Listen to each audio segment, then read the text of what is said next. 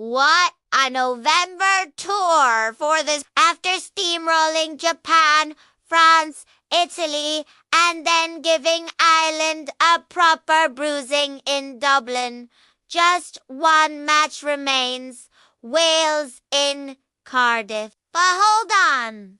Don't expect the same squad that dominated in Dublin to show up. Rassie Erasmus is facing a massive headache, and it's all down to club rugby rules. The match against Wales falls outside the official World Rugby player release window. What does that mean? Well, it means a whole bunch of our key players have to pack their bags and head back to their clubs. It's a logistical nightmare for the Boks coaching staff. Let's break down who we're losing. The front row heroes, who absolutely demolished the Irish scrum. Thomas Dutt and Bone Venter are on a plane back to their clubs in England and Scotland. They were immense against Ireland, so their absence will be a huge blow to our set-piece dominance. They're not the only ones. A significant number of players based in the English Premiership and the URC are unavailable. We're talking about guys like R.G. Snyman and Idwil Vandermeer, and the injury list isn't helping either. Curtly Arentz is out with a concussion, and Afalil Fassi is also sidelined. The player drain is so real that even Rassie himself seemed a bit flustered trying to keep track of everyone post-match in Dublin. When asked about who was leaving, he was naming players left and right, and even momentarily forgot a name or two. It just shows you the scale of the challenge. He mentioned Grant Williams is heading back to the Sharks, as requested by the URC clubs in South Africa. It's not just the European clubs either. The Japanese league is about to kick off, and they're calling their stars home. This is a bit of a tricky one for the Boks. The Japanese clubs were very accommodating at the start of the tour, releasing players for the Japan match, which was also outside the window. So, as a gesture of goodwill, SA Rugby has to return the favor. This means players like the brilliant Jesse Creel and the newly arrived Manuel Leboeck are unavailable for the Wales game. Leboeck's club in Japan specifically asked for him back as their season starts next week. So, how many players are we actually talking about? According to Rassie, so quite a few. He estimates that around 14 or 15 players from the squad that was in Ireland. Whoa, yawn speed.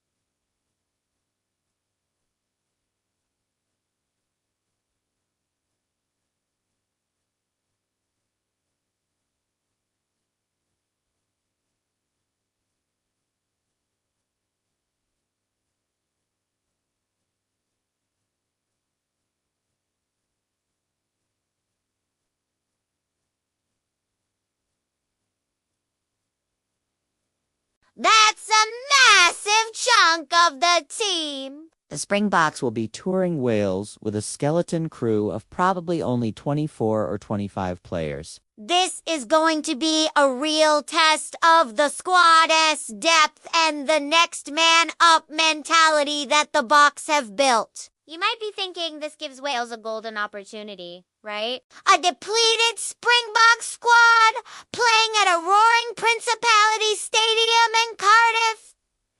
It sounds like the perfect recipe for an upset. The Welsh will certainly be smelling blood in the water. But here's the kicker.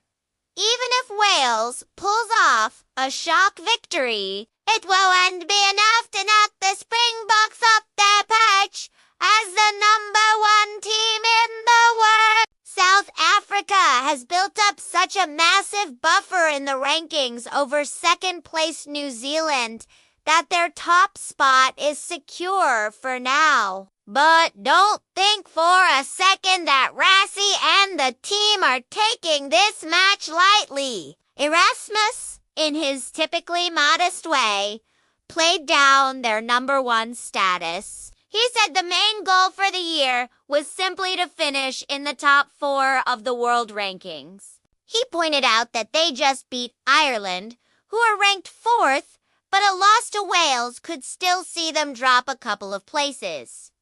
Why is this top 4 finish so important? It's all about the Rugby World Cup draw, which is happening on December 7th. If you're not in the top band of seeds, You risk being drawn into a pool of death, making your path through the tournament that much harder. So, securing a strong ranking was the primary objective this year, especially while rotating the squad so heavily. Rassie mentioned they've used 50 different players this year. That's an incredible number and speaks volumes about the depth they are building. Looking back at the year, it's been a massive success. The Springboks retained their rugby championship title and have only lost 2 matches out of 13. They've had to deal with significant injuries to key players like Oxenche, Jan Hendrick, And the cornerstone of their scrum, France Mal, who won't be back until next June. This has forced them to bring in younger players and test new combinations. Rassie feels the team is getting better at swapping players in and out, but he's under no illusions. Kano steady. Still a lot of work to do if they want to stay at the very top of world rugby. So, as we head into this final test match against Wales, it's a completely different challenge. It's not just about winning the game. It's about seeing who can step up when their name is called. It is a chance for the fringe players and the youngsters to stake their claim for a regular spot in this world-beating team. It's going to be a fascinating contest, and you can bet the Boks, no matter who is on the field, will come out breathing fire.